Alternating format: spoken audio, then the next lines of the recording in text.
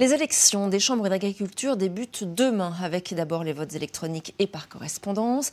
L'occasion de nous intéresser au mode de scrutin qui, selon les syndicats minoritaires, favoriserait l'alliance FDSEA Jeunes Agriculteurs. Un manque de pluralité dénoncé également par la Cour des comptes. Dans l'un, voyez le reportage de Franck Grasso et Marine Zamit.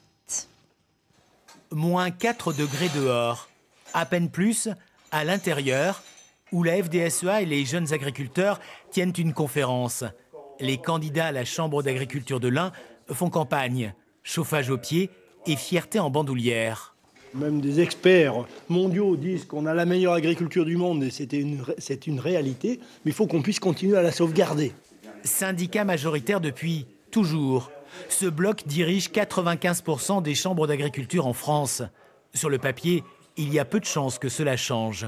On n'est jamais sûr de gagner une élection, au contraire. Quand même. Parce qu'il faut que notre réseau se mobilise, et se mobilise sur un projet. En 2019, dans l'Ain, FDSEA et JA avaient obtenu 52% des suffrages, contre un peu plus de 33% pour la Confédération paysanne. Mais au final, comme il y a une prime aux gagnants, les premiers arrivés avaient décroché 14 sièges sur 18, contre seulement 3 pour le Challenger. Un mode de scrutin critiqué par la Cour des comptes, qui a appelé à une évolution. Mais son avis n'a pas été suivi, car la grogne agricole est passée par là.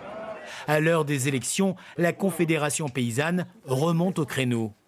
La Chambre, en fait, est complètement phagocytée par un syndicat majoritaire.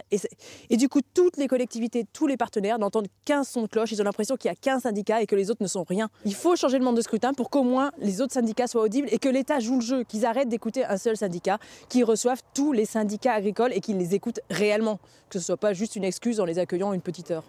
À cela, les syndicats historiques répondent en évoquant le besoin d'une représentativité forte dans un monde en mouvement. Si vous n'avez pas la majorité et si vous n'avez pas le pouvoir de décision, ça va être compliqué. S'il faut que derrière, au niveau du bureau de la Chambre d'agriculture ou de la session chambre, ce soit la foire d'empoigne, toutes les fois qu'il y a une session, on ne prend pas de décision. On voit ce qui se passe au niveau de l'Assemblée nationale. C'est un foutoir sans nom aujourd'hui. Nous, on ne souhaite pas ça. Il faut que ça fonctionne. De ce scrutin dépend aussi l'attribution de quelques 14 millions d'euros alloués au financement des syndicats agricoles. Les enjeux sont donc importants.